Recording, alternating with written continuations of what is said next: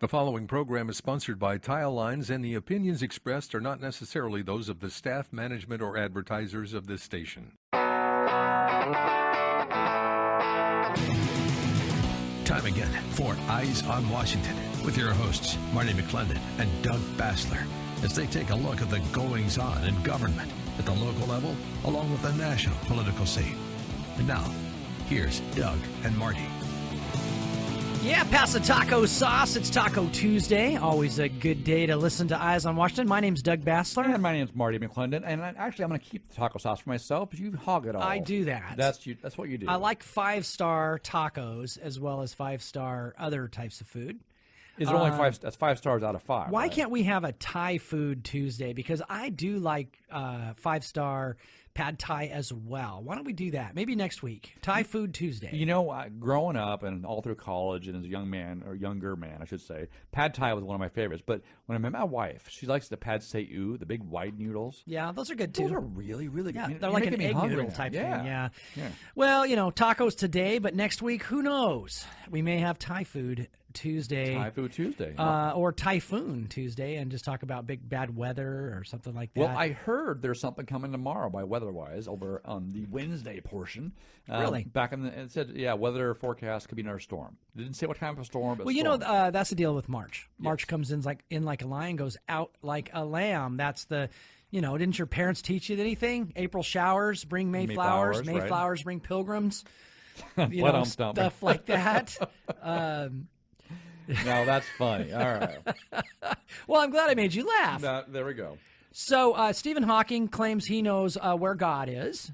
Well, he didn't exactly say that, but he's an avowed atheist. But it's still funny that the guy that's noted for Big Bang Theory, Show and me the science. math. Yes. Show me the math. A mathematician, a theorist, or whatever. But basically, there's a new article out in Fox yesterday that basically said that he knows what happened before the dawn of time. Basically, before the Big Bang. He goes, the problem with modern-day science and math is they know that things don't work. When you go back to the Big Bang and before that, the math doesn't work, science doesn't work. It all breaks down. It's like a singular entity, like a black hole, basically. And he said that, but what they've seen, or what he postulates, is there had to be something before the Big Bang. You know, maybe tiny, the fragments or whatever. It just makes sense, but that we have to basically guess at it. I think it's funny because then he went ahead and said, well, based on that, the world, everything in it, is about 15 billion years old. And we're like, and I asked you off the air, I go, how does he figure that? I mean, there's no math. Show me the work. math. Right. Math doesn't work. So a good friend of mine the other day, and yours as well, I won't mention his name, but he was saying, okay, there's this new theory that the universe always existed, that the universe is timeless, and that is a thing that you get from a lot of people who don't want to believe in God. Is one of the things is the eternal universe, basically. Okay, the problem with the eternal universe is we have laws of physics. So the second law of thermodynamics says that in any exchange of energy, you always lose some. So in other words, that's time itself. Mm-hmm. The universe is running down. Mm-hmm. Our sun eventually will run out of fuel and will burn out. The planet Earth will eventually run out of fuel or will run out of whatever. The thing is running down. And that's what we call like the universal clock, I guess you could call it, right? Mm-hmm. So a universal clock that was wound up on Big Bang Day, creation day. Right.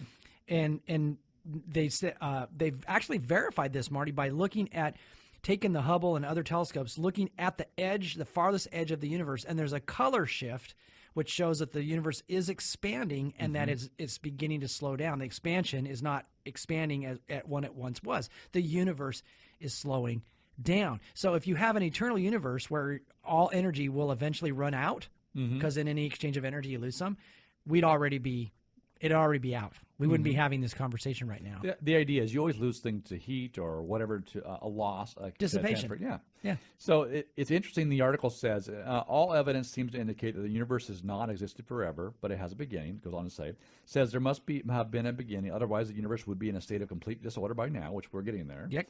And everything would be at the same temperature, which is interesting. Yep. In an infinite, everlasting universe, every line of sight would end on the surface of a star. Interesting there as well. It says, they talked about the singularity. It says, since the events of the Big Bang have no observational consequences, one may well cut them out of the theory. Get this. It's like atheism denies the fact that there couldn't be any God. So there we go. We might as well cut that out. He's saying basically cut it out of the theory. Say that time began at the Big Bang event. The events before the Big Bang are simply not defined because there's no way one can measure what happened at them. Interesting, because all science, all physics, all the theory we're talking about doesn't work before that. And imagine that, right? When you think about from a Christian perspective, a creative universe, when God created, right, spoke over the formless earth, created things, spoke into being, right? You can measure that because that all has order, right? You can measure back to that point where it has order. Things go from order to chaos. It doesn't go the other way around, right? So what existed before that is the creator, right? It makes much more sense from a very scientific and a spiritual way, knowing that, yes, there is something before. And you can't define it because it's God, right?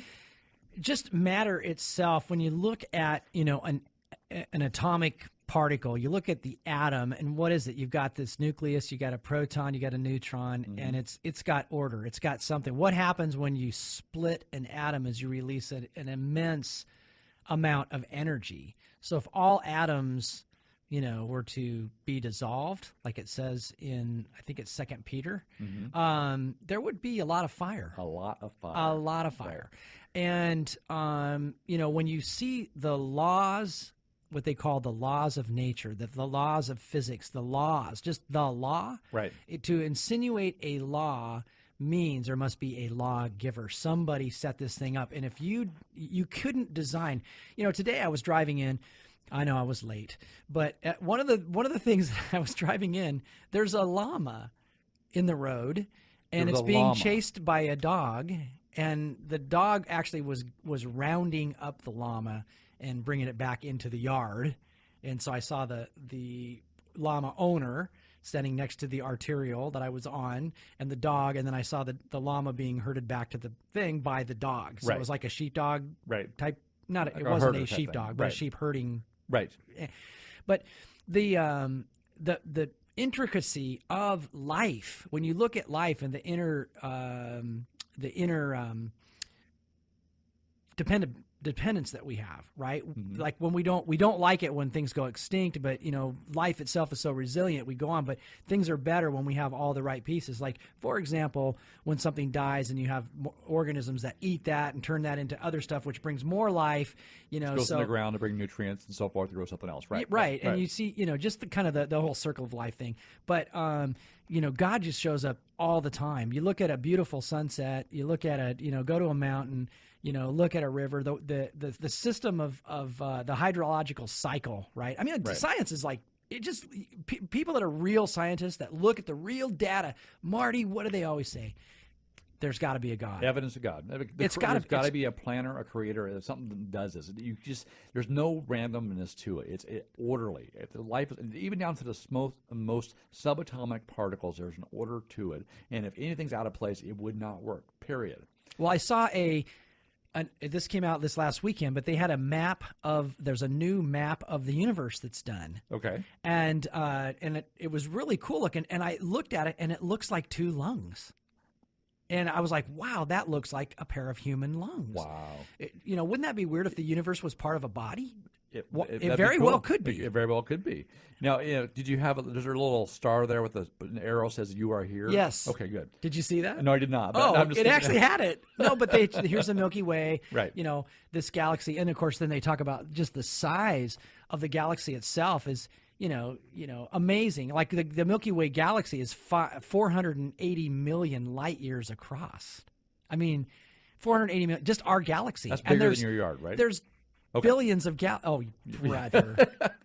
I mean, you're being a smart ass. It's Taco Tuesday, so you got to be 480 million light years. I mean, I have no idea how far that is. That's how long it takes light to travel at 186,000 miles a second. 480 million years. That's pretty far. Yes, it is. So I don't know how many seconds there are in 480 million, but that's how many miles. 186,000 times that would be how big. So it's big. And that's just our galaxy, and there's lots and lots of those. But they're starting to be able to map it now. They're still, with software and things like that. But I just looked at it. I was like, that is cool. So I know we're going to a break here in just a short minute, but I just get this picture of like a Google spaceship mapping the stars. Kind of going around. Yeah, driving around with a 3D camera on it and all that. Yeah.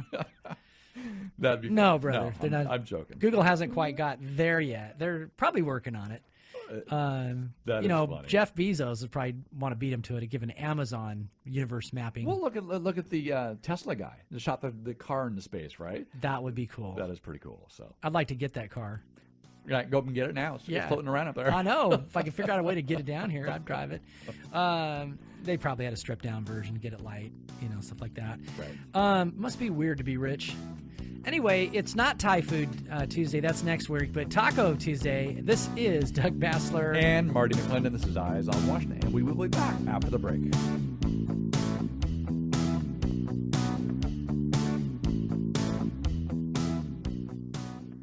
We're James and Morris, the Carey Brothers. Answering all your home repair questions on the house this Saturday morning from 6 to 9. And now back to Doug and Marty. The hosts of Eyes on Washington, here on AM 1590, The Answer. Well, I'm far less annoyed with those guys as usual. Must be feeling very charitable today, probably because of the extra cheese on these tacos. This is Doug Bassler. And Marty McClendon. This is Eyes on Washington. And I'm having the refried beans as well. So just in case Doug has to leave the program here shortly, you know what? There we go. Yes. How about a little bit of more? I know we talked a little bit about that Steele dossier yesterday. How about more on the other Steele dossier today? Just for a second. Do you see the article that came out in the Daily Caller on I did Monday? not. Go ahead, fill me in. It's interesting because the Representative Devin Nunes, the memo that came out that we read on the air, that he's continuing to dig deeper. And basically, the article was by Chuck Ross. It says that in the FBI internal guidelines for obtaining secret surveillance warrants against Americans, say that only documented and verified information may be used in the warrant application. So it verbatim says only documented and verified information may be used in Department of Justice surveillance applications according to FBI internal guidelines. It says the FBI relied on unverified the dossier of the opposition research against President Donald Trump to apply for the warrant. It says and only documented and verified information may be used to support FBI applications. So basically, they broke their own rules. Obviously, a rule is a rule. It's not a law. But the point is many of these WACs, these RCWs, these things that in the state and the national level that are low rules have the power of law. So internally, they went against everything that they stand for, protecting the American public, to go after a candidate. More and more of the stuff is coming out where, there's definitely corruption at the upper levels of the DOJ and the FBI. I think we're going to see some really amazing things this year, Marty. I think that's just the tip of the iceberg. It's obvious that Barack Obama's Justice Department was corrupt. And, any normal human American person would be in deep doo-doo. That's a legal term. Deep doo-doo. I like that. It's a legal term if they did any of that stuff that Hillary Clinton did. And yet we've got, like I said on yesterday's program, Sam Nunberg said Donald Trump worked his blank off and he won. He was a great thing. And no one hates him more than me, but I'm not turning over my stuff. That, I'm not digging around for 80 hours to pull up these emails and memos and text messages and whatever.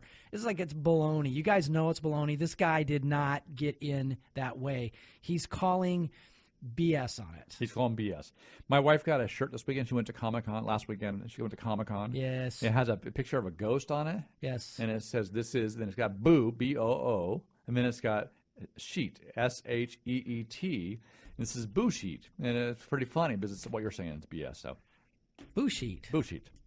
Interesting. Yeah. Anyways, can you say that on the radio? I didn't hit the dump button beep there, right? Button. So follow up on that. They actually went and said, "Hey, look, FBI, look, Department of Justice, this right here is against your own guidelines." And they said their response to it was, "Evidence presented to the court does not have to be rigorously proved or corroborated, but it does have to be plausible and credible, not just rumor or hearsay."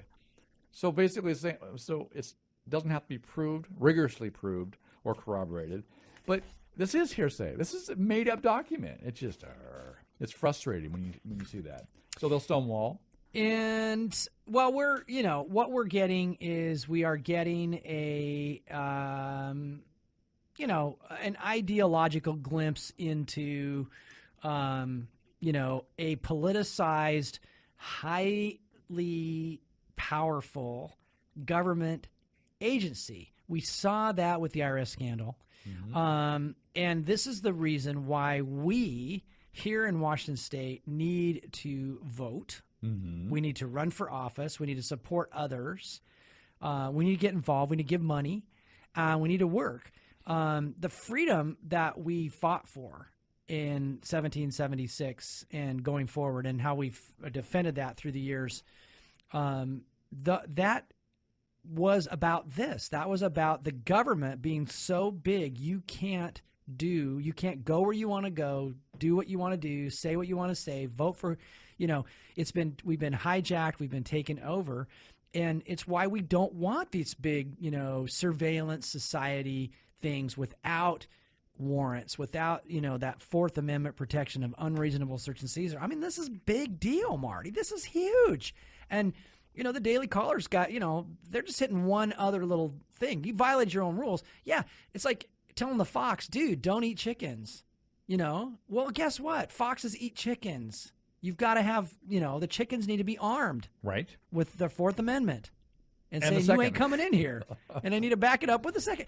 Yeah, exactly. So what about San Francisco Mayor Mark Farrell? I know. Did I just open a can of worms, bro? Yeah, it did. I mean, I know that many of I would say our liberal mayors, liberal governors that basically want to grandstand and protect illegal immigrants and run for office and say, hey, we're going to do that. They put their rights before American citizens' rights. So this interim mayor, Mark Farrell, basically said he's willing to go to jail to make sure that San Francisco stays a sanctuary city. And so basically they were protesting. It was in front of a group that was rallying to defy, deny, and work against ICE, right? It's basically Immigration Enforcement Agency. So sure. It's in the same place where Kate Steinle was killed, and so they're working on the Steinle bill, right? And so this pushback, and you've seen it, but here's another liberal mayor that's using this as a political grandstanding. But people, every elected official in this nation, at the local, at the county, at the state, and the national level, swears an oath on the Constitution to defend against enemies foreign and domestic. The Constitution is there to protect American citizens, all these rights, First Amendment, Second Amendment, Third Amendment, all the way down. It's not there to advance the agenda or the rights of those that aren't citizens over those where citizens are concerned. So California's in trouble. San Francisco is the hallmark child for California, and Washington seems like they're in a race to catch up to them when it comes to taxes, regulations, burdens, and these policies that really burden our citizens more than they should. What do you think? Yeah. Whew. You just said a mouthful. What do I think? How about this? Amen. Amen. Right. we're facing a kind of a level of insanity here, aren't we? We are. I mean, it's one of those things where ICE said that sanctuary cities like San Francisco and Oakland forced the agency to focus additional resources to conduct at-large arrests in communities, putting officers, the general public, and the illegal aliens at a greater risk, and increasing the incidence of collateral arrest. This is one of those things where the problem actually gets worse when they do this, when they defy federal law, when they give the idea that you're protected here, we won't support ICE. You actually make the problem worse for the illegal immigrants and for citizens. And yet what you see is an encouraged, a bolder, a more defiant move. The activists were saying, ICE, go melt yourself. ICE, go out of California. Stop racist deportation. Once again, use the word racist because anything to shut down the conversation. The conversation really is, we are for immigration. We are for legal immigrants. We are for those that bring a value to this nation. Sure. So it's not about that. It's about the fact that these guys have broke the law, and the federal government is doing the job we call them to do by the laws, and we have Americans that are elected officials that are standing in the way, making it harder for American citizens. and literally putting Americans at risk. You know, Nancy Pelosi stood up and spoke for 8 hours defending illegal, aliens, undocumented people in America, and but she wouldn't stand up and clap once at the State of the Union speech for Americans that were, giving their lives. One of the best lines. Trump had a bunch of really good lines in that speech. And just to remind people, his line was, he goes, "Americans are dreamers too." I mean, that right there is, this language, the stealing of a language. We've talked about this many times. The marketing of it is illegal immigrants that come here before, deferred action for childhood arrivals are dreamers. That's a great term. It really is. But the fact is all human beings dream. But the point is that we have a country with borders and a language and culture, as Savage always says, and many others as well, that we put the interest of American citizens first. And when we overburden the system with people that aren't in the system, not paying into it, we hurt American citizens. We need to restore that first. Of course, Donald Trump had, given a Monday deadline to fix the deferred action for childhood arrivals, DACA. That's, obviously come and gone. But I think really here's the scoop, right? Build the wall, secure the borders, and we'll talk. Right. I mean, it's simply build a wall, secure the borders, obviously end chain migration, if I can say it, right? And the whole lottery system's got to go. It's been exposed this year. Now do something about it. Yeah. It's a simple thing. So, not simple. Well, we're moving forward. I think, thank God for good leadership and for people like you, Marty, who stay informed, and, people like me who put up with you.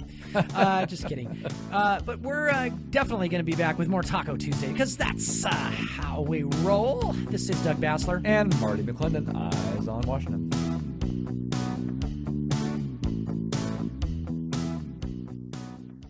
Now, back to Eyes on Washington with Doug and Marty on AM 1590. The Answer. Law and order. This is Doug Bassler. And Marty McClendon, Eyes on Washington. So which one are you, law or order? I am both. I like order and I like law. So probably more order. I am the law. You be the law, I'll be the order. That's Judge Dredd, right? There Judge you go. Dredd, Right? I am the law? No. I've been watching a show called Justified. It's pretty funny. So talk about a marshal in modern day. So Yep. Hey, so downtown Seattle last week, opponents of King County's effort to build a new youth jail. Did you get caught in that? Were you down here last Friday? I was not down here last I Friday. was not either, thank God. I mean, we're talking, if you got a bad commute, There you how go, about a man. 6-hour commute? How about an 8-hour commute? A very small group of people blocked intersections, caused a ginormous gridlock down here in Seattle, protesting a youth jail. Seattle people are pretty, I don't know, Marty, they seem to be pretty liberal, right? They seem to be pretty good with, let's love everybody and stuff like that. But when you mess with their traffic like that, do you think that's good for the cause or bad for the cause? I think it's bad for the cause. The more you frustrate people, you're like, oh, look, I may agree with you or disagree with you on your viewpoint, but now you've interrupted my day. I'm missing You made it dinner. worse. Now you're hurting my family for I'm not there to enjoy the soccer game, whatever it may be. I think you are. It's counterproductive. But yet we see it. It seems to be, they don't do it unless it works. Like negative advertising, right? It works because people get the idea, whatever. Where were the cops? Why didn't, this was a small group of people. They didn't have a permit to do this. Normally when you have a protest, you stay on the sidewalk, you don't block, or you get a permit to block the intersection. Right. You get to, get a block party or something so everybody can do it. Then they got time to plan, route people around it. You don't just randomly walk out Right. and block an intersection. Why weren't they? And I would be totally in favor of this. Why weren't they arrested? Right. Well, take it one step farther. We have an event coming up. Pierce County Republican Party has an event a week from Saturday. It's the Lincoln Day dinner with Sheriff David Clark. There's been some people that are not happy about that on the left. So the police department say, hey, we'll provide security, blah, blah, blah, blah. We'll make sure they're there. Oh, by the way, you got to pay for 4 officers being there. All well and good, right? And yet the left does these things where these rallies, they take the time and money and energy from multiple police officers and they don't pay for it. It's like who pays for it? You and I pay for it. So it's one thing, like you said, to get a permit, to be orderly, to have your thing, great. But when you do it unorderly and disrupt traffic and money, it costs us taxpayers a whole lot. For what? right? I think they should be arrested. Well, do they protect the left in the same way? Is the left in danger from, the racist, bigoted, right-wing extremists? Are they going to go down there and beat, wear masks and shatter windows and burn cars and burn SUVs and attack people and throw eggs at them and bags full of urine and, water balloons full of urine and stuff like that? Is that going to happen to the left? No.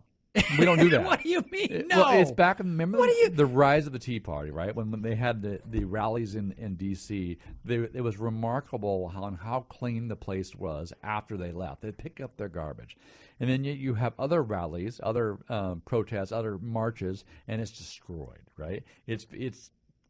The idea here is we're supposed to be able to say, I have a grievance. I want to redress it. It's built in the Constitution. I want to protest. I want to have a rally. But be respectful. Be civil. The idea we're supposed to have a dialogue in this nation, and the left right now does not want a dialogue. They want to yell, scream, and have a tantrum and have their way without having any kind of honest conversation. So I guess what I'm getting at here is if we are, more subject. Okay, so who is the big mouth, racist, bigoted, evil side? If our side is never going to do that, yes, and their side does it, and then why should we have to pay more? They should just be prosecuted. They should be arrested. They should be prosecuted. It should be part of their job. If they're not going to get charged, if they have a protest, then they don't get charged $4,000 for 4 police officers right. or whatever to protect, because that's standard. It should be equal, liberty and justice for all. Right. The other day, about 2 weeks ago, Joey Gibson, who's running for U.S. Senate, had a rally at the UW. Every other club on the campus has had rallies there, and there's been no cost. They went to court on this, but the college wanted to charge them $10,000 for security purposes. The court threw it out and said that it wasn't fair, but the fact that they tried to do it because they were a conservative group that wanted to pray, Patriot Prayer Group. Yes. It's just crazy. So at the beginning of the show, you said, or not the segment anyway, you said, God bless you, right? Mm-hmm. You are committing microaggression, by the way. I am. Yes. I do that often. Yes. And I God say bless Merry you. Christmas, too. Merry Christmas, Happy Easter, all these things. Apparently, there's an article in Fox says that a college called Simmons College in Boston has a anti-oppression library guide. So students that go and they want to basically handle themselves in a non-oppressive way, read this guide. And it says it's not a policy, but basically it says that Islamo-mystic microaggressions are commonplace verbal and behavioral indignities, whether intentional or unintentional. Of course, saying God bless you, Merry Christmas, are those things apparently against Muslims. There's more to talk about this, but first of all, it's silly, but this is where our world is getting. If this is a policy guide put together that people have to exercise, they can be held accountable to it. What are you trying to do? You're trying to shut down speech. You're trying to change and remove Christianity, right, in these college places, in libraries. They're kind of going, well, it's not a big deal. It's not really a policy, but it is. It goes on. The guide says Christians are especially guilty of Islamo-mystic microaggressions for using phrases like Merry Christmas and Happy Easter and God bless you. Some other microaggressions aimed at Muslims include endorsing religious stereotypes, such as viewing hijabs as fashionable, suggesting Muslims practice the wrong religion, and having the assumption of one's own religion identity as the norm. It's like, so you and I talking about being from a Christian perspective. Okay, wait a minute. Don't radical Muslims believe that everybody needs to either convert or be made a slave or pay tribute or be killed? Yes. Okay, that's more than Merry Christmas, brother. Exactly right. Remember in Texas where someone actually said this was wrong about that, and they tried to kill them because they offended the prophet Muhammad? So then it says the controversial resource argues people who follow Christianity have institutionalized power or Christian privilege. You and I are privileged, which is demonstrated by when they expect to have time off work to celebrate religious holidays or worship without fear of violence or threats. So you and I are expressing Christian privilege when we want to worship without fear of violence or threats. Hold on now. Isn't that America? There's a whole lot of Christian holidays that you don't get time off for, okay? And Jewish as well, Passover and Easter just happens to be on Sunday, so a lot of people still have to work. I know. A lot of retail and stuff like that. First responders, they got to work. So, just because Christmas is a federal holiday. Yes, I know. It's been that nationalized for many, many, many, many, many years. But this right here, though, it strikes me as funny but scary at the same time. How dare you, Doug Bassler, expect to go worship your church without fear of violence? I mean, come on, or threats. You should be, you should be expecting fear and threats. And it says the guide also argues that Christians suffer from Christian fragility. We're fragile, right? It says it may become angry, hostile, or defensive during conversations about religion, but Christians lack the skills for constructive engagement with other religions. So isn't that the same talking point the left uses all the time, right? That Christianity is a crutch, religion is a crutch, that we're not smart enough, right? That the well-read of the left are intellectual. But the left says that the most liberated women on the planet are Muslim women with their burqas and their genitals mutilated and, their non-voting, non-driving, non-legal rights. And they're the bastion of freedom. They're expressing their freedom. Which we know it's insanity. We absolutely know. We're reading the article. We scratch your head and say, how can this be happening in America? How can this thought be propagated across where people actually take it seriously, and yet it's being done? This is what's being told even to our kids, and it's obviously they're college kids. But like I said off the air, Marty, for me, it's not a microaggression. It's aggressive. I'm aggressive. I will say Merry Christmas to Muslims. I will say Merry Christmas to everybody, and I don't care. Because I have this thing here in front of me. It says, Congress shall make no law respecting an establishment of religion or prohibiting the free exercise thereof or abridging the freedom of speech or of the press or of the right of the people to peaceably assemble and to petition the government for redress of grievances. I get the right to do it. I can talk and I can say what I want. Now, I can't yell fire in the movie theater. Right. Because that's not, unless it's true, then I can. Right. I want to read this before we get to the end of the break. Within the dominant social environment, Christians come to expect social comfort and sense of belonging and superiority. Librarians wrote that they may become defensive, positioning themselves as victims of anti-Islamistic work and co-opting the rhetoric of violence to describe their experiences of being challenged on religious privilege. I have a question for you. In Muslim-dominant countries, can you imagine a Christian saying, hey, you have superiority because, you have a sense of belonging here. I don't think it's right. Let's change that around so I don't feel so... Don't say Muhammad bless you or anything like that, because that's a microaggression against Christians. They're not going to care. They don't care about that. Well, Marty, there you go, making sense again. This is Doug Bassler. And Marty McClendon. This is Eyes on Washington.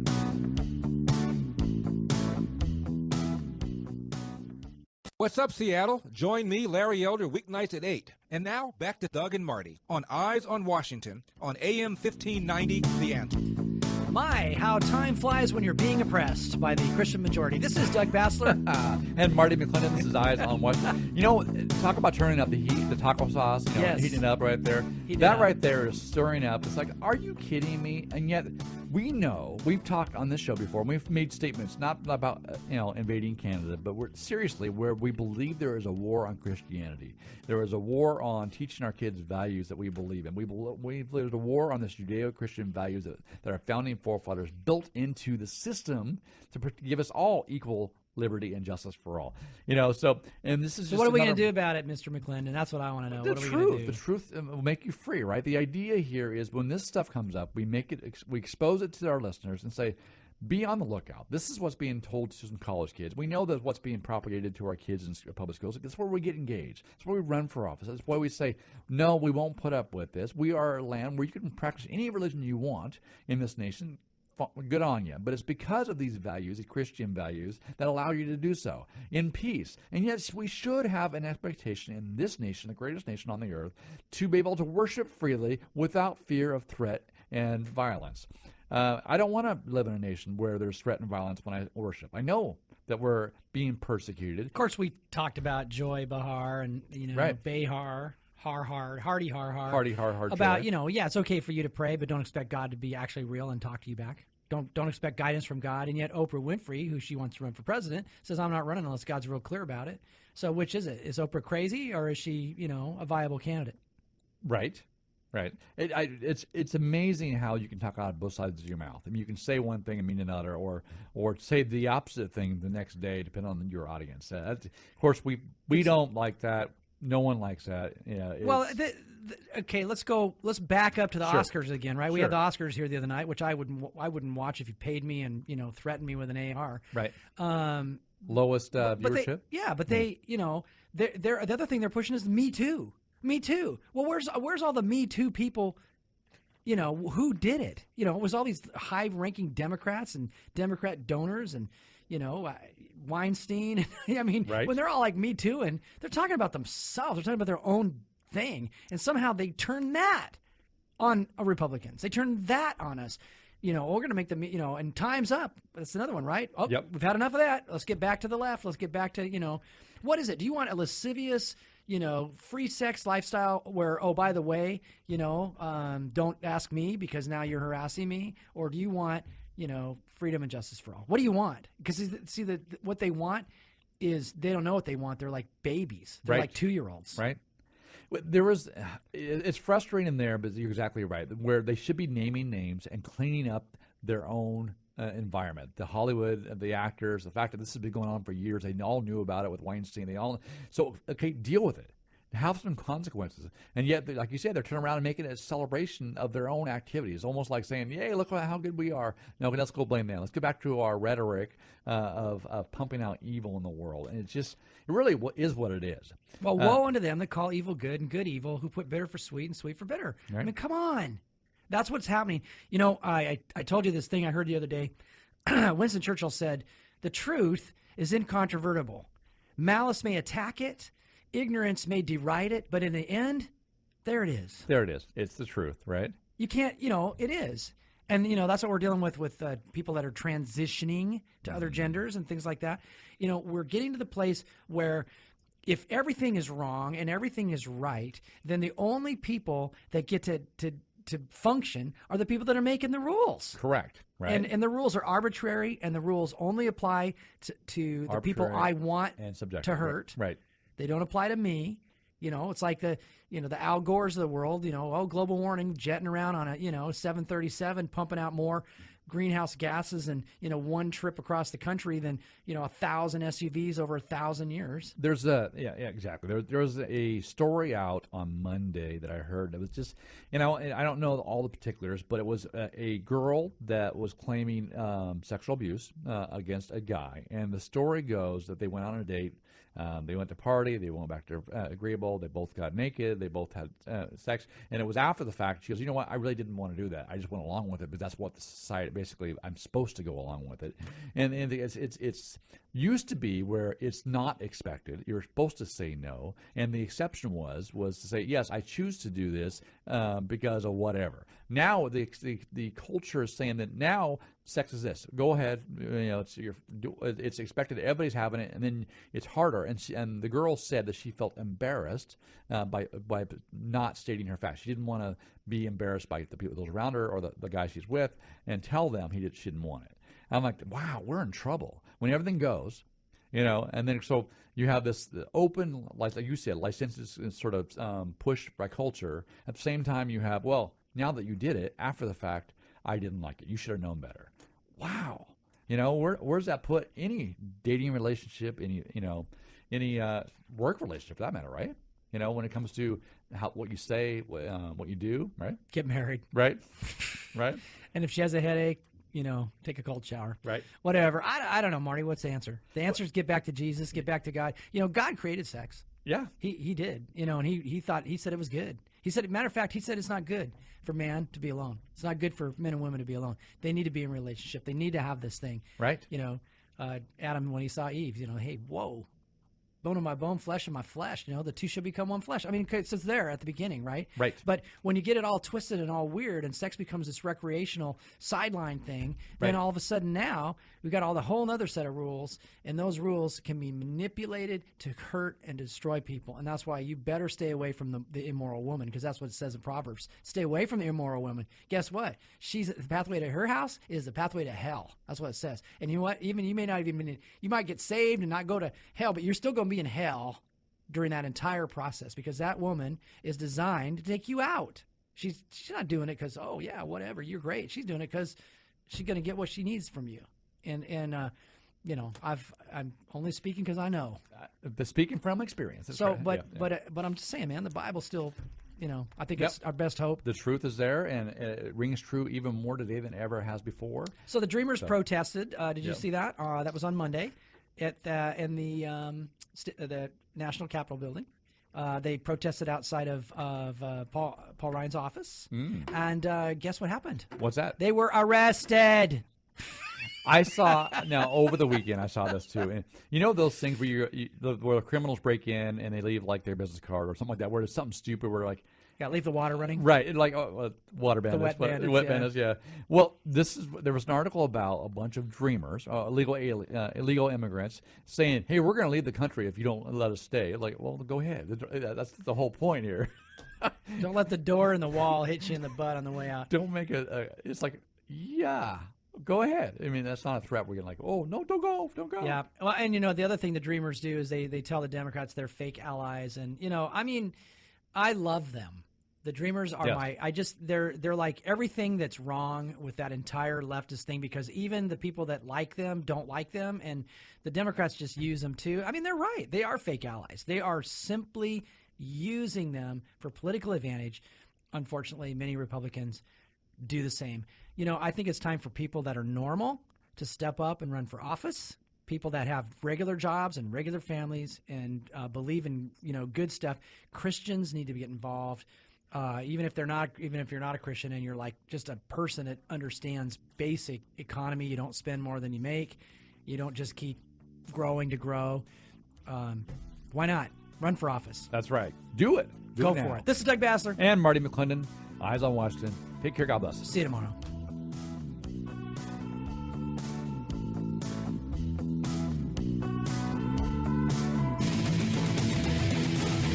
Thanks for listening to Eyes on Washington with Marty McClendon and Doug Bassler. Learn more about the program and listen to past broadcasts at eyesonwashingtonmedia.com. Did you like today's show? Well, you're also invited to like the program on Facebook at facebook.com/eyesonwashingtonmedia. Send any questions or comments you might have to radio@eyesonwashingtonmedia.com. Enjoy Marty and Doug every weeknight at 7 for more Eyes on Washington, right here on AM 1590. The Answer.